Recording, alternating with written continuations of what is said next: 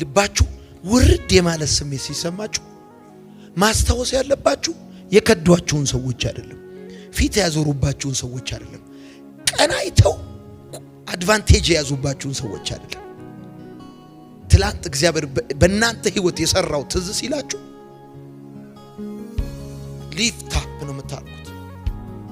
ምንም ሞቲቬሽናል ስፒች አያስፈልጋችሁ፣ ቴራፒ አያስፈልጋችሁ፣ ሳይካትሪስት አያስፈልጋችሁ። ምንም ሻሽ አርጋችሁ ወይም ደግሞ የሆነ በር ዘግታችሁ ምናምን ወይም ሱስ ውስጥ ልትገቡበት ምክንያት የለም። ሌላው እግዚአብሔር ያላችሁን አስቡት እስቲ። አሁን ዛሬ ከዚህ ስትመለሱ ትላንት እግዚአብሔር ምን ነበር ያላችሁ?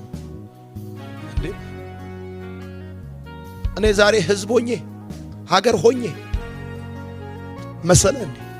ትላንት ምስኪን ጃፖኒ አርግ ዩኒፎርሜን እዚህ ላይ እንዳደረኩ አንተ ልጅ ተብዬ የሆነ የጭቃ ቤት ሰርቪስ ክፍል ውስጥ ስለ ሀገር ያወራኝ እኮ እግዚአብሔር ሰርቪስ ቤት ጭቃ ውስጥ ነው። ስለ ዓለም ስለ ትውልድ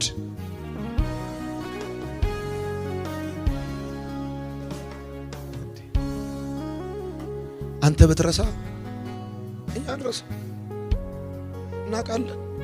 ትመራለህ ብለዋል። ይገርማል። ዘንድሮ እቀመጣለሁ ብትል እንኳን ሲናገር የሰሙ ሰዎች አያስቀምጡ።